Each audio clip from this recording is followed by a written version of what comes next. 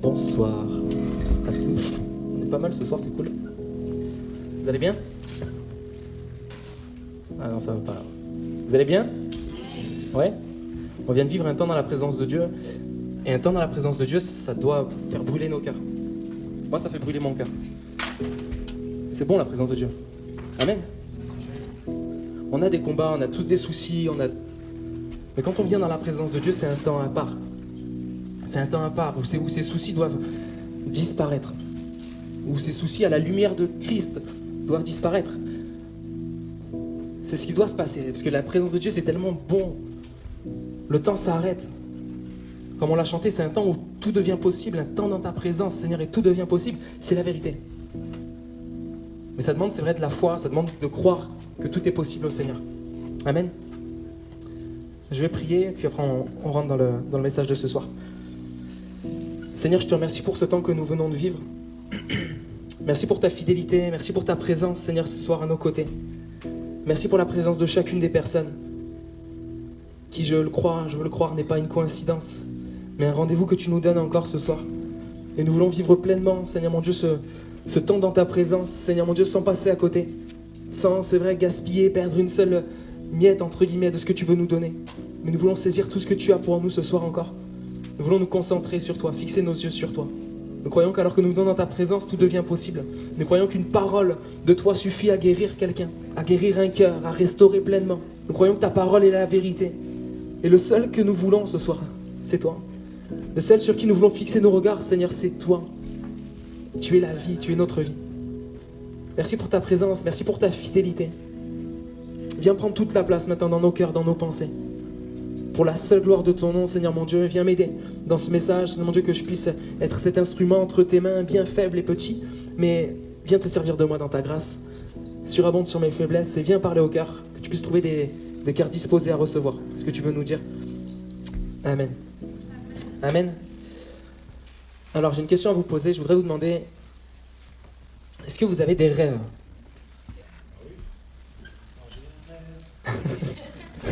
C'est ça. Je pense qu'on a tous un rêve, peut-être enfoui, peut-être caché, peut-être pas, mais on a tous des rêves. Ça peut être un rêve comme par exemple, là, je vais parler de choses qui peuvent parler à plusieurs, le rêve de se marier, ça peut être le rêve, mon rêve c'est de me marier, le rêve c'est de refaire ma vie.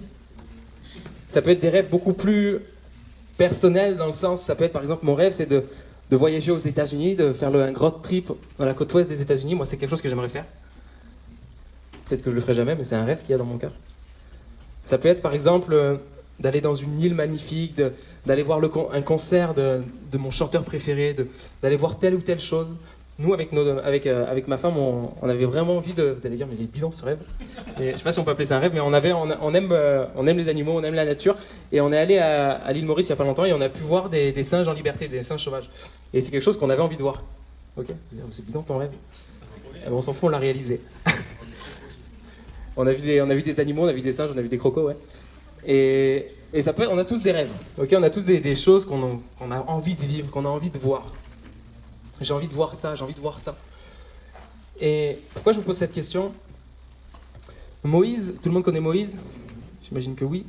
Moïse avait un rêve. Moïse avait un souhait. Tu peux l'afficher dans Exode 33, 18, un souhait qu'il a présenté à Dieu. Moïse dit, fais-moi voir ta gloire. Un rêve beaucoup moins terre à terre que ceux que j'ai cités précédemment. J'ai fait exprès. Fais-moi voir ta gloire. Ça, c'était ce qui brûlait dans le cœur de Moïse. Il aurait pu demander n'importe quoi. Mais il va dire à Dieu, Seigneur, Éternel, fais-moi voir ta gloire. C'était rare les personnes qui pouvaient toucher, connaître, à l'époque dans l'Ancien Testament, parce que là on est dans l'Exode, un deuxième livre de la Bible, c'était rare les gens qui pouvaient connaître, toucher la gloire de Dieu, qui pouvaient toucher la présence de Dieu. C'était une petite poignée d'hommes que Dieu avait choisi, que Dieu avait instauré, et ces hommes-là pouvaient connaître la présence de Dieu, la forte présence de Dieu, la gloire de Dieu qui se révèle. Et Moïse était un de ces hommes-là, un des rares dans l'Ancien Testament qui a pu connaître réellement la gloire de Dieu. Et j'aimerais qu'on lise un texte un petit peu long, mais c'est pas grave. Dans Exode 24, une expérience que Moïse a vécue avec Dieu et la façon dans laquelle il a connu la gloire de Dieu. L'Éternel dit à Moïse, monte vers moi sur la montagne et reste-y. Je te donnerai des tables de pierre, la loi et le commandement que j'ai écrit pour les enseigner. » Moïse se leva avec son assistant Josué et commença à gravir la montagne de Dieu. Il avait dit aux anciens, « Attendez-nous ici jusqu'à ce que nous revenions vers vous. Aaron et Hur vont rester avec vous. Si quelqu'un a une affaire à régler, c'est à eux qu'il devra s'adresser. » Moïse monta sur la montagne qui fut recouverte par la nuée. La gloire de l'Éternel reposa sur le mont Sinaï, et la nuée le recouvrit pendant 6 jours. Le 7e jour, l'Éternel appela Moïse du milieu de la nuée. La gloire de l'Éternel avait l'apparence d'un feu dévorant au sommet de la montagne, aux yeux des Israélites. Moïse pénétra au milieu de la nuée et continua de gravir la montagne. Il y resta 40 jours et 40 nuits. Tu peux descendre au chapitre 30 et quelques, ou 20. Je vais te dire. 34. Donc, imaginez, Moïse est resté 40 jours là-bas.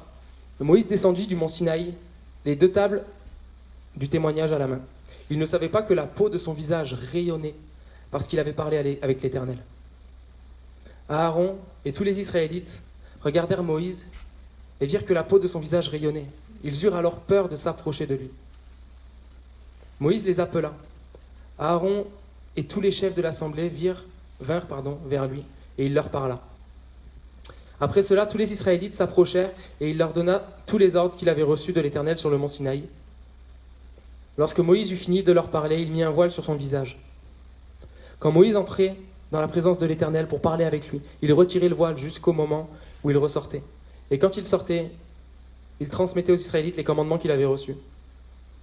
Les Israélites regardaient le visage de Moïse et voyaient que la peau de son visage rayonnait. Et Moïse remettait le voile sur son visage jusqu'au moment où il entrait pour parler avec l'Éternel. Amen. Vous connaissez cette histoire ? Peut-être que vous ne l'avez jamais lue, hein. C'est pas un drame. Moïse a vécu une expérience de fou.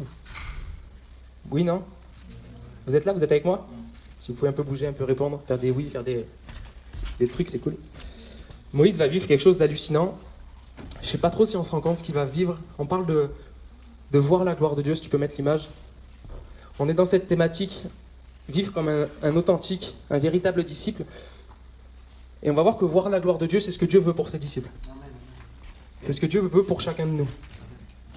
Et Moïse, il a vécu quelque chose d'incroyable. Il va monter sur une montagne, rencontrer Dieu, parler avec Dieu, et à tel point que son visage va être marqué de la présence de Dieu. Et ça, c'était le rêve de Moïse. C'était son désir, c'est ce qu'il va demander à Dieu. « Fais-moi voir ta gloire ». Et Dieu a répondu à ce rêve-là. Parce que c'était un rêve qui lui était agréable, que Dieu voulait. Alors Moïse va toucher et voir la gloire de Dieu. Mais est-ce que ça ne devrait pas être notre désir ? Soyez attentifs ce soir, c'est important. Est-ce que ça ne devrait pas être notre désir à nous, ici, à un max de vie ? Oui ? Ça doit être notre désir.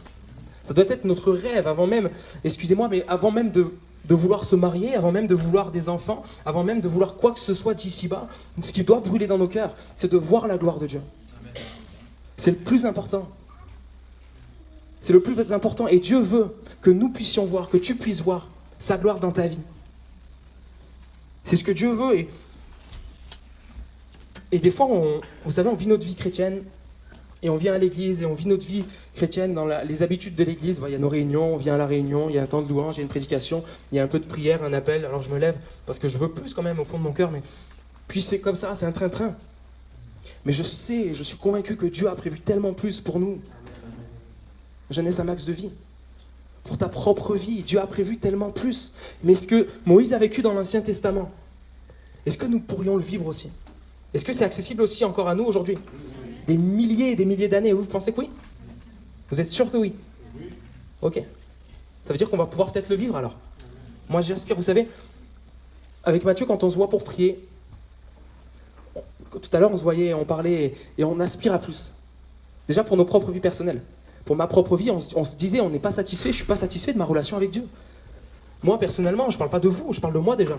Parce qu'on ne peut pas vous parler de quelque chose sur quoi le Seigneur ne nous a pas repris, on ne peut pas vous reprendre entre guillemets sur quelque chose si le Seigneur ne nous a pas repris, on serait hypocrite de faire ça. Mais je ne suis pas satisfait de ma relation avec Dieu. Je veux plus. Et je crois qu'il y a plus. Je suis convaincu qu'il y a plus que ce que je vis aujourd'hui. Et je veux le vivre. Et la question que tu dois te poser, c'est est-ce que tu veux voir la gloire de Dieu? Est-ce que tu veux voir la gloire de Dieu? On va lire dans Luc. On va faire un voyage, on part dans le Nouveau Testament. Et on va voir que ce que Moïse a vécu, des milliers d'années après, c'est accessible encore. Environ 8 jours après, vous allez voir, on lit beaucoup ce soir, mais c'est bien. Environ 8 jours après avoir dit ces paroles, Jésus prit avec lui Pierre, Jean et Jacques. Et il monta sur la montagne pour prier. Pendant qu'il priait, l'aspect de son visage changea et son vêtement devint d'une blancheur éclatante. Et voici que 2 hommes s'entretenaient avec lui, c'étaient Moïse et Élie, apparaissant dans la gloire. Il parlait de son prochain départ qui allait s'accomplir à Jérusalem. Pierre et ses compagnons étaient accablés de sommeil, mais restés éveillés. Ils virent la gloire de Jésus et les 2 hommes qui étaient avec lui. Au moment où ces hommes se séparaient de Jésus, Pierre lui dit « Maître, il est bon que nous soyons ici. Faisons 3 abris, un pour toi, un pour Moïse, un pour Élie. » Ils ne savaient pas ce qu'il disait. Il parlait encore quand une nuée vint les couvrir. Les disciples furent saisis de frayeur en les voyant disparaître dans la nuée. Et de la nuée sortit une voix qui dit « Celui-ci est mon fils bien-aimé, écoutez-le. » Quand la voix se fit entendre, Jésus se retrouva seul. Les disciples gardèrent leur silence, et à cette époque-là, ils ne racontaient rien à personne de ce qu'ils avaient vu.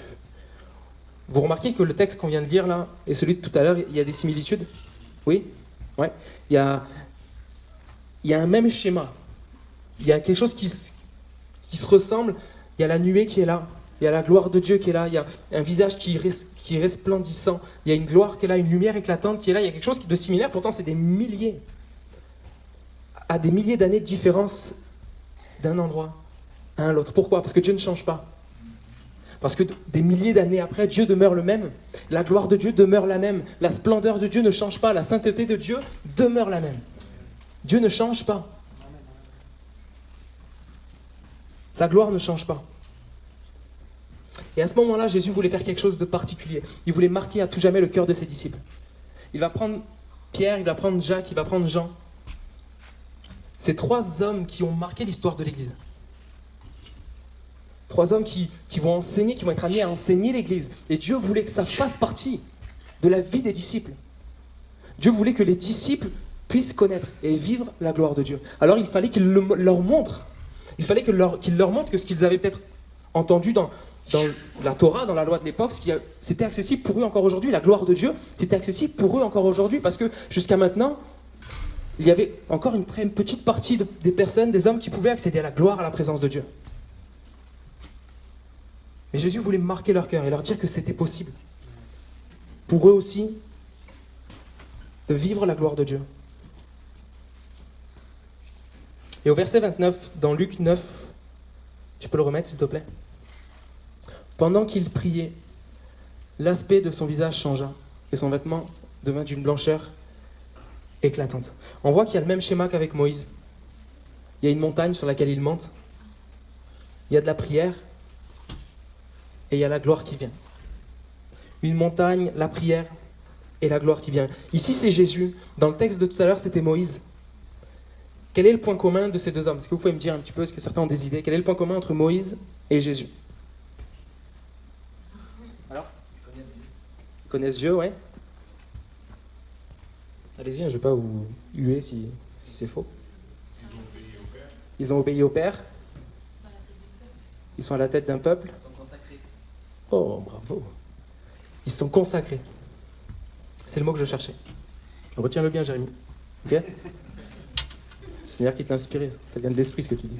C'est pas la chair et le sang qui t'a révélé ces choses. C'est 2 hommes consacrés. Moïse et Jésus, 2 hommes consacrés.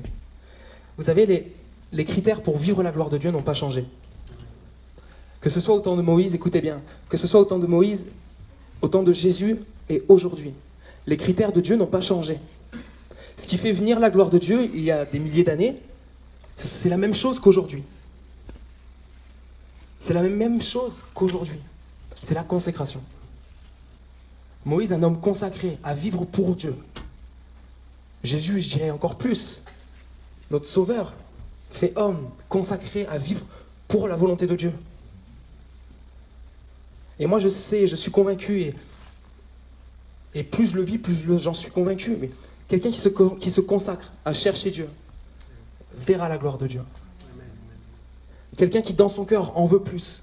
Quelqu'un qui, dans son cœur, veut toucher Dieu, veut voir des choses qui se passent, veut voir des réponses, veut voir la gloire de Dieu descendre. Quelqu'un qui cherche Dieu, qui se consacre à chercher Dieu, qui se consacre à vivre pour Dieu, verra et vivra la gloire de Dieu. Et ça, Jésus voulait que ses disciples en aient conscience. L'importance et l'urgence de se consacrer à lui. Et vous savez, quand vous lisez le texte dans Luc 9, vous allez 2 chapitres après. Et c'est dans ces 2 chapitres après que les disciples vont aller vers Jésus et leur dire « Enseigne-nous comment prier ». Ils vont vivre quelque chose d'incroyable. Et les disciples, ils voient Jésus qui prie sans cesse. Toujours, Jésus il va à l'écart pour prier. Jésus il va sur le mont des Oliviers pour prier. Jésus est toujours en train de prier, en train d'entretenir une vie de prière, en train de rechercher Dieu, en train d'être proche de Dieu. Et à un moment donné, les disciples, ils vont dire, mais ce que Jésus vit, nous, on veut le vivre aussi. Alors Jésus, enseigne-nous comment prier. Alors il y a toute une étude à faire sur la prière du Notre Père, qui n'est pas une prière à prier, à répéter en boucle, hein, mais c'est une façon de prier que Dieu enseigne. Mais on ne va pas parler de ça ce soir, mais les disciples voulaient plus. Les disciples avaient soif de plus. Les disciples voulaient vivre ce que le Maître vivait. Et Moïse, c'était quelqu'un qui vivait quelque chose de fort, vous savez. Mais le peuple ne vivait pas du tout ce que Moïse vivait.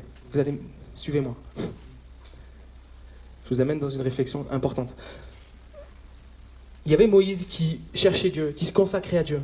Et parce que Moïse se consacrait à Dieu, Dieu déversait sa gloire sur le peuple. Ce n'est pas parce que le peuple recherchait Dieu, parce que le peuple, on le voit, il fait scandale. Moïse va redescendre de la montagne, il va retrouver le peuple en train d'adorer un veau d'or. Mais Dieu, dans sa grâce, va toujours bénir, envoyer la manne, envoyer l'écaille, envoyer de l'eau. Il va faire des miracles, mais c'est parce que Moïse se consacrait à Dieu.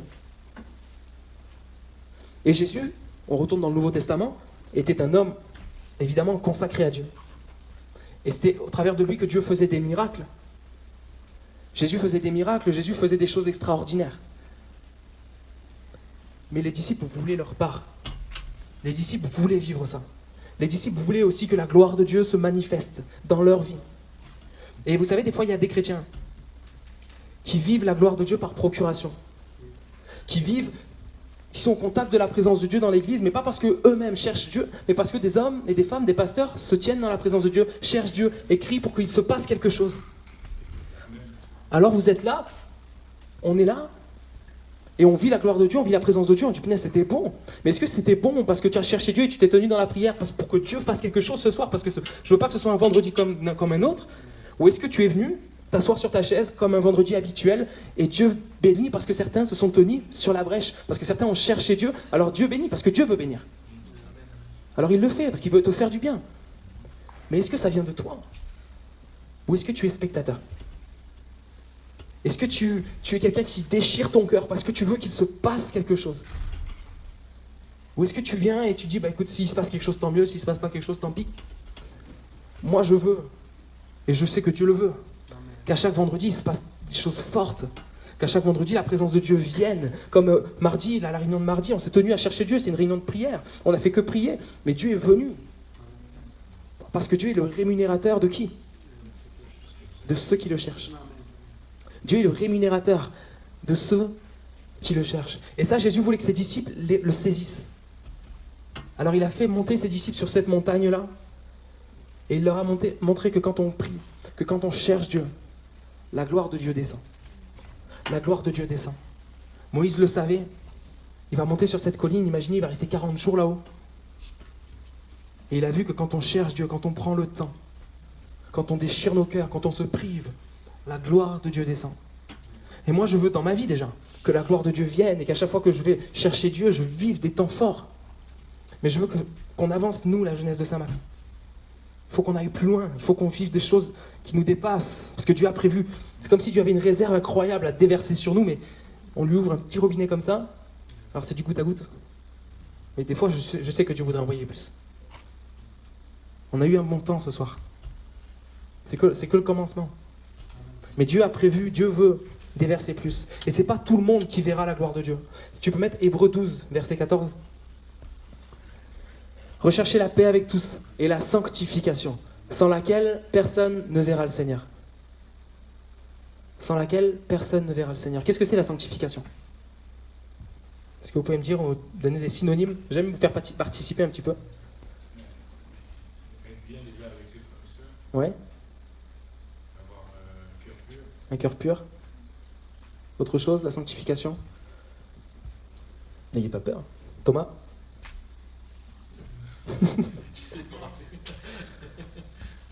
C'est un mot grec qui peut être traduit aussi par consécration. On parlait de consécration tout à l'heure. La sanctification, c'est se séparer des choses impures. Et la version Semeur dit progresser toujours dans la sainteté.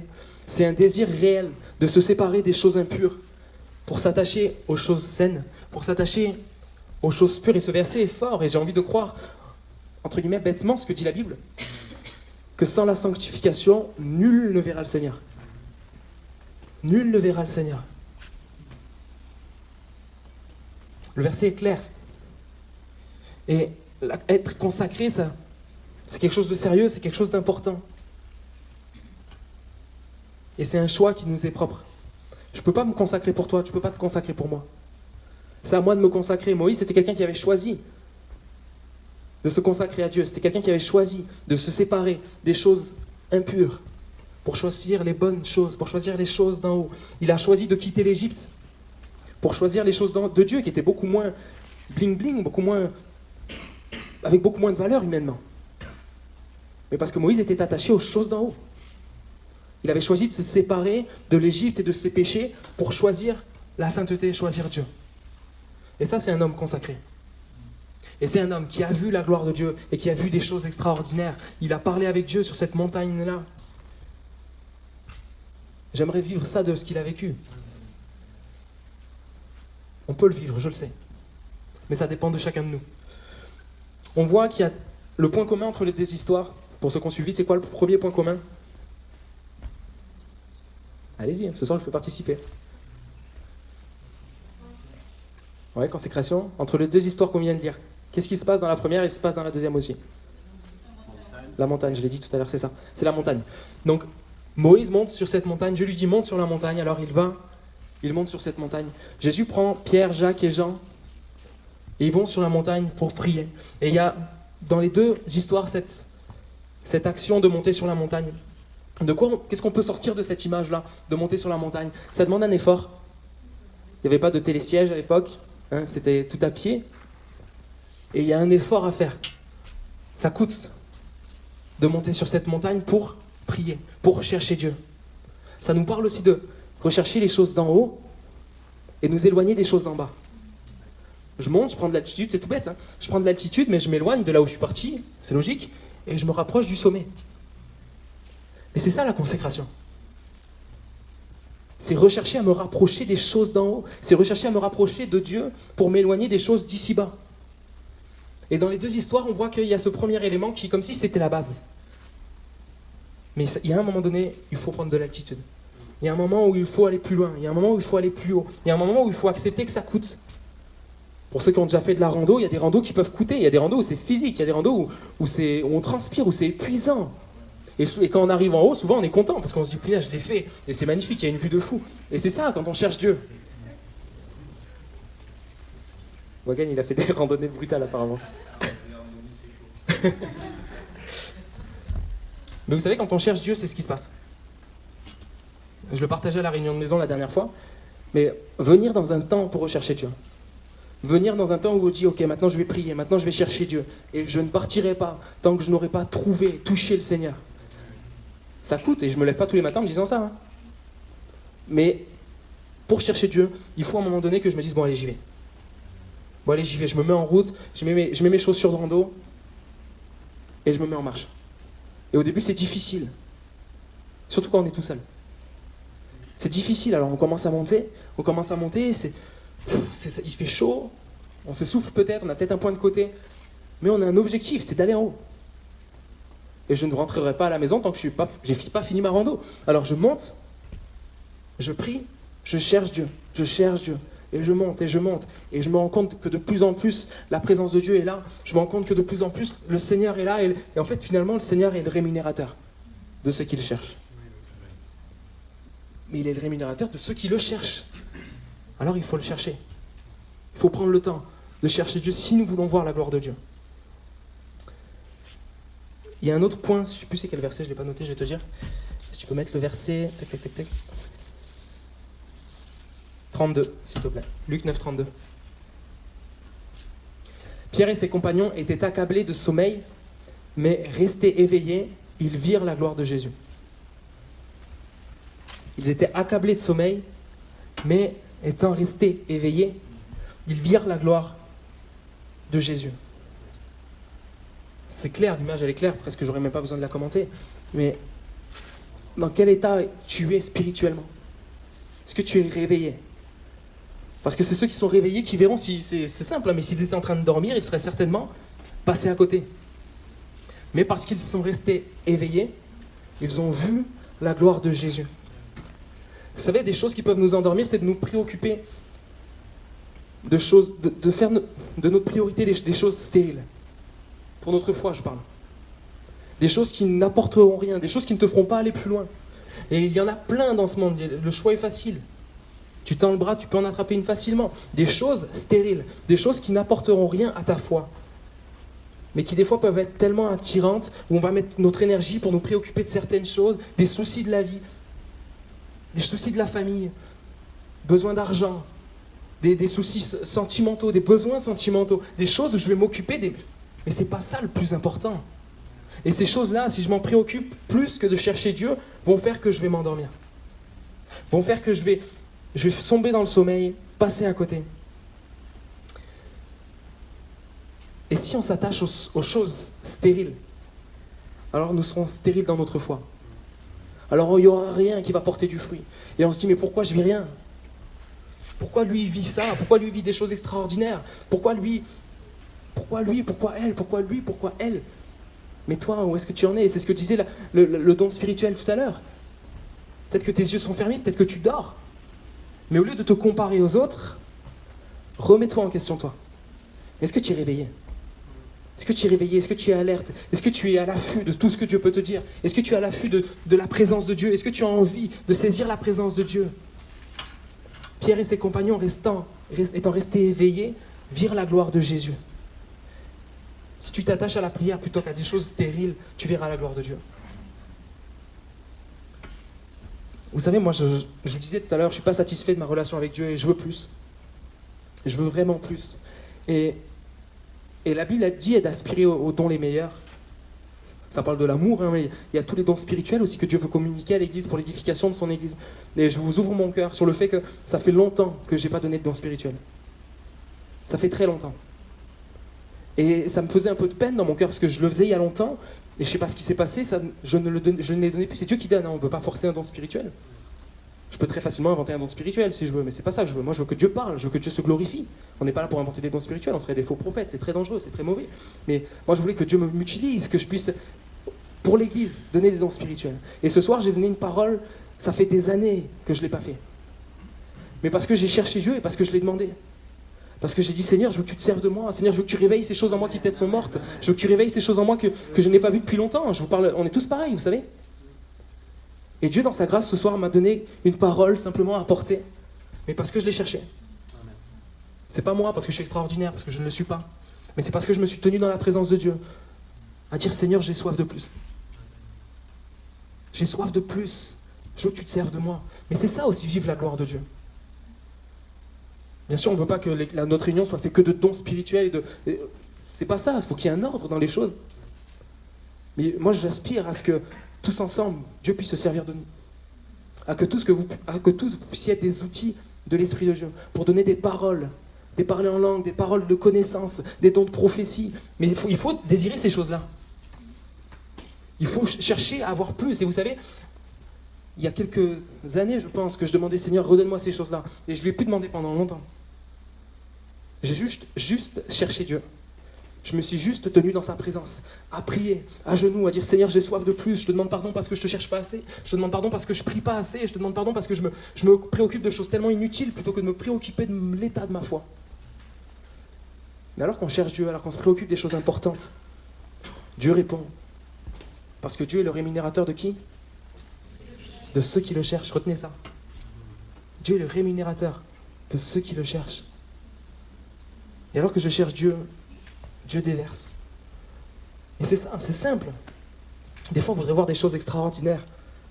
Et vous savez, c'est bien beau de, entre guillemets, je mets un gros guillemet parce que le terme peut paraître bizarre et déplacé, mais c'est bien beau de fantasmer sur des grands hommes de Dieu qui font des choses extraordinaires, qui vivent des miracles incroyables, qui parlent et des milliers se convertissent, qui touchent quelqu'un et ils sont guéris. Mais au lieu de regarder à eux ce qu'ils vivent, il faut se regarder soi-même et dire « Moi, qu'est-ce que je vis? Moi, où j'en suis ?» Parce que vous allez sur Internet et vous allez voir des hommes de Dieu extraordinaires. On peut voir Patrick, notre pasteur, et dire « Punaise, il va à l'île de la Réunion, il se passe des trucs de fou, pas besoin d'aller aux États-Unis. » Mais il faut se poser cette question au lieu de dire « Mais t'as vu, lui, il vit ça, lui, il vit ça, mais toi, qu'est-ce que tu vis? Et qu'est-ce que tu cherches ?» Parce que peut-être que certains le vivent parce qu'ils le cherchent. Attention, il ne faut pas chercher le miracle à tout prix. Il ne faut pas dire « Seigneur, je veux faire des miracles, il faut que les motivations soient bonnes. » Mais Dieu te donnera de vivre sa gloire si tes motivations sont bonnes. Si ta motivation, c'est de chercher Dieu, si ta motivation, c'est d'avoir plus de Dieu, c'est de le connaître mieux, d'être rempli de son esprit, d'être rempli de sa présence, d'être un instrument inutile entre ses mains, il y a de grandes chances que Dieu se serve de toi. Il y a de grandes chances que Dieu déverse sa gloire, son esprit sur ta vie. Et de la même façon que Jésus avait le visage rayonnant, de la même façon que Moïse avait le visage rayonnant, il va y avoir quelque chose de plus aussi sur ta vie. Il va y avoir une lumière qu'il n'y a peut-être pas chez l'un, chez l'autre, mais ce n'est pas histoire de se comparer. C'est juste qu'il y a des chrétiens. Comment je pourrais dire ça sans vexer personne? Il y a des chrétiens consacrés, il y a des chrétiens cool. Il y a des chrétiens qui en veulent plus. Ça commence pareil. Mais ils ne vivent pas la même chose. Il y a des chrétiens consacrés, il y a des chrétiens pas parfaits. Des chrétiens avec des combats, des chrétiens avec des soucis. La vie de Moïse, elle ne devait pas être facile, je vous le dis, pour gérer tout le peuple de Dieu. Sûrement des soucis quand il allait se coucher le soir. Bien sûr, il va y avoir quand même quelque chose de plus sur sa vie, mais certainement qu'il avait des soucis, parce que souvent il allait se mettre à genoux devant Dieu pour crier à lui, parce qu'il n'avait pas la réponse. On est tous des hommes faibles. Mais si tu as un cœur consacré, tu vas faire la différence. Moïse, il redescend de la montagne, il fait complètement la différence. Les gens le voient, ils sont effrayés, parce qu'il y a quelque chose sur lui qu'eux ne connaissent pas. Mais aujourd'hui, nous pouvons tous connaître ce qu'il a connu. Être revêtus de quelque chose de bien plus grand. Je vais demander à Lohan si tu peux revenir au piano, s'il te plaît. Mais ça dépend de ce que tu veux être, un chrétien consacré ou un chrétien cool. On veut être des chrétiens consacrés. Nous voulons être des chrétiens qui cherchent Dieu.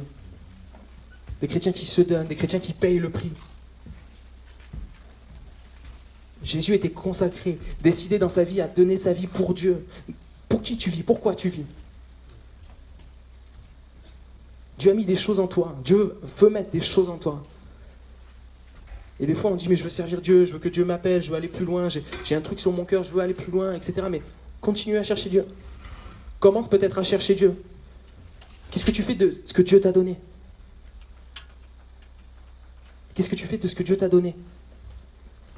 Je veux être un chrétien consacré. Je veux que Dieu puisse me dire rentre dans le repos de ton maître, bon et fidèle serviteur. Non, je veux pas être un chrétien cool. Je veux pas être un chrétien fun. Je veux être un chrétien vivant, un chrétien consacré.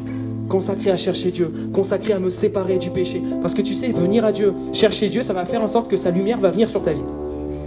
On a chanté, tu es la lumière dans les ténèbres. Tu ferais un chemin au Père des miracles, lumière dans mes ténèbres, lumière dans les ténèbres. Et quand tu vas chercher Dieu, Dieu va venir avec sa lumière sur ta vie. Ça veut dire que ce qui est caché va être révélé. Ça veut dire que ce qui est caché dans ta vie actuellement va être dévoilé.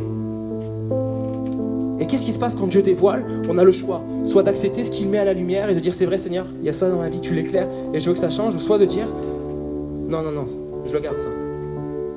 Mais tes péchés cachés, Dieu les voit. Ce que tu caches, Dieu le voit. Et ce soir, il ne te le dit pas pour t'accabler, mais pour mettre à la lumière. Mettre à la lumière. Parce que, vous savez, il y a quelque chose d'important. Dans le cœur de l'homme, l'être humain, il y a ce désir de condamner. Mais dans le cœur de Dieu, il y a le désir de pardonner. Mais pour que ton péché soit pardonné, il faut que des fois que ton péché soit révélé, que ton péché soit dévoilé. Et c'est ce qui va se passer quand tu vas te mettre à chercher Dieu. Dieu va vouloir régler des choses dans ta vie. Il l'a fait dans la mienne. Il l'a fait dans la vie de Moïse. Donc Moïse, avant de commencer son service, à un moment donné, en chemin, Dieu va l'arrêter, il va lui dire, dans ta vie, il y a ça qu'il faut que tu règles. Mais c'est ça être un chrétien consacré. C'est un chrétien qui accepte que telle ou telle chose, Dieu me fasse lumière dessus et je veux le régler, je veux le changer parce que je veux être un chrétien consacré et pas un chrétien cool. Je veux être un chrétien qui cherche Dieu, croyant que celui qui cherche Dieu, il y a une rémunération. En français courant, on pourrait dire que chercher Dieu, ça paye parce que Dieu aime quand on le cherche. Mais qu'est-ce qu'on veut être ce soir? C'est ça la question qu'il faut se poser. Est-ce qu'on peut fermer les yeux, s'il vous plaît?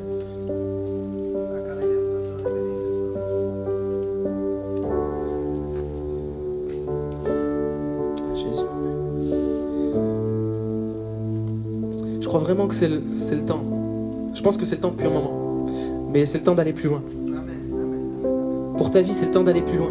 Pour ta vie, il y a plus. Dieu a prévu plus, c'est le temps d'aller plus loin. C'est le temps d'aller plus haut sur cette montagne-là. C'est le temps de te rapprocher de Dieu. C'est le temps de se réveiller. Et c'est le temps, de façon plus concrète, mais de venir plus tôt le vendredi pour prier peut-être. Plutôt que ce soit toujours les mêmes, toujours John et Mathieu qui vont en haut pour prier avant la réunion de jeunesse parce qu'on veut qu'il se passe quelque chose. On pourrait être beaucoup plus nombreux à prier pour qu'il se passe quelque chose. C'est pas juste à l'équipe de louanges et de prédicateurs de le faire, mais c'est à nous, jeunesse, un max de vie. Si on cherche Dieu ensemble, on va voir la gloire de Dieu ensemble. Et vous serez plus seulement spectateurs de ce qui se passe, mais Dieu va se révéler parce que on se sera tous ensemble consacrés à chercher Dieu. Il y a un homme qui disait que la taille d'un réveil spirituel est proportionnelle au nombre de personnes qui prient. Et nous, on veut voir Dieu se révéler dans Saint-Maximin. On veut voir Dieu se révéler dans nos familles. On veut voir Dieu se révéler dans nos réunions de jeunesse. Parce qu'on veut que si des nouveaux viennent, ils soient convaincus, bouleversés par l'amour de Dieu. On veut qu'ils n'aient pas à venir 2, 3, 4 fois, 5 fois, mais que dès la première réunion, ils soient saisis par l'amour de Dieu, saisis par la présence de Dieu. Mais ça, c'est possible que si on se tient dans la prière et on ne verra pas plus, si on ne se donne pas plus. Alors moi, je dépose ça sur vos cœurs. Bien sûr, il y a les emplois du temps, il y a le travail, etc. Ok, on est d'accord, on est sur la planète Terre, on travaille et tout. Mais si tu peux être là, et s'il te plaît, si tu peux être là le vendredi, à 18h30, à 18h, viens, on prie ensemble. Viens, on cherche Dieu ensemble. Tu veux voir plus, vous savez, dans ma vie, pendant longtemps, j'ai dit, je veux plus, Seigneur. Mais je ne me donnais pas plus pour autant. Et le Seigneur, c'est pas une machine à distribuer la gloire. Hein. Tiens, je mets une pièce, un peu de gloire. Mais Dieu est le rémunérateur de ceux qui le cherchent. Alors on ne verra pas plus dans la jeunesse si on ne le cherche pas plus. La gloire de Dieu, c'est pas sur Facebook, sur Instagram, sur Snapchat. C'est dans la prière. C'est là que ça se passe. C'est là que Dieu répand sa bonté. C'est là que Dieu répand sa gloire. Mais il faut que nous le cherchions. Et j'espère vraiment, parce que c'est pas moi qui convainc les cœurs, c'est le Saint-Esprit. J'espère que le Saint-Esprit maintenant touche vos cœurs et que dans vos cœurs, il y a un réel désir de voir plus et que ça ne va pas s'éteindre après la réunion. Mais on va prendre un petit temps, il est que 20h50. On va prendre un petit temps, encore une dizaine de minutes, où j'aimerais qu'on puisse prier. On va peut-être reprendre un chant et qu'on puisse prier, déchirer nos cœurs et dire Seigneur, je veux plus de toi. On laisse tomber la timidité, on laisse tomber les craintes, on est tous ensemble, on élève nos voix, on prie, on déchire nos cœurs. Il est temps que tu te réveilles maintenant et que tu te mettes à servir Dieu. Il est temps que tu te réveilles avec ce que Dieu t'a donné, tu te lèves et que tu serves Dieu. Il est temps que tu te consacres à lui. Il est temps que tu lui donnes ta vie. Pas un petit doigt, ta vie entière. Jésus a donné sa vie. Il a vécu quelques années, il est mort sur la croix. Il avait donné sa vie pour le Seigneur, pour Dieu. Toi, est-ce que tu as donné ta vie ou est-ce que tu donnes de temps en temps ta vie? Dieu veut tout. Ça peut paraître difficile, mais Dieu veut toute ta vie. Et c'est comme ça qu'il déverse sa gloire. Si tu en veux plus, si tu aspires à plus, si tu veux plus, il y a un feu dans ton cœur, c'est difficile, mais tu veux plus, s'il te plaît, lève-toi à ta place. Si c'est ton désir, n'endurcis pas ton cœur, laisse le Seigneur toucher ton cœur maintenant. Si tu veux plus, lève-toi de ta place. Mais il ne faut pas que ce soit juste une décision que tu prennes là maintenant. Il faut que ce soit un feu qui brûle dans ton cœur. Il faut que ce soit un feu que tu alimentes. Que tu alimentes. Qu'en rentrant ce soir, que demain, tu alimentes ce feu en disant Seigneur, je veux plus. C'est du concret, tu te lèves plus tôt. Tu te lèves plus tôt et tu cherches Dieu. Ça coûte, tu montes sur la montagne, ça coûte. Mais Dieu est le rémunérateur de ceux qui le cherchent. Il n'y a pas de secret. Il n'y a pas de secret. savez, il n'y a pas longtemps, j'avais envie d'aller voir Patrick, mon beau-père, pour lui dire, Patrick, explique-moi l'onction, comment vivre l'onction. Mais je le sais. Je le sais très bien. Il faut chercher Dieu. Il faut se consacrer à Dieu. Il faut se consacrer à Dieu. Alors si c'est ton désir, il faut que tu te mettes en marche. Moi, je ne veux pas envoyer de SMS tous les vendredis pour que tu sois là en avance. C'est toi-même, tu vas me montrer, tu vas démontrer à Dieu que tu en veux plus. C'est toi-même, tu vas me démontrer, tu vas démontrer à Dieu que tu en veux plus. En venant plus tôt, en cherchant à prier, en élevant ta voix, en montant sur la montagne. Ça va te coûter, mais ensemble, on va voir des choses, les amis, on ne va pas regretter. Voilà, pendant ce chant, qu'on puisse déchirer nos cœurs. Si c'est ton désir, tu viens devant, on prie pour toi, avec Mathieu. Si tu veux aller plus loin, si tu sens que tu as dormi trop longtemps et que maintenant tu veux te réveiller pour, comme les disciples, voir la gloire de Jésus, viens, on prie pour toi. Mais remets-toi en question. Certains n'ont pas besoin de s'avancer, certains ont juste besoin de se remettre en question et de se dire où j'en suis moi dans ma vie. Je dors depuis trop longtemps, je fais rien depuis trop longtemps, je me trompe de combat, je cherche des choses vaines, je suis préoccupé par telle ou telle chose.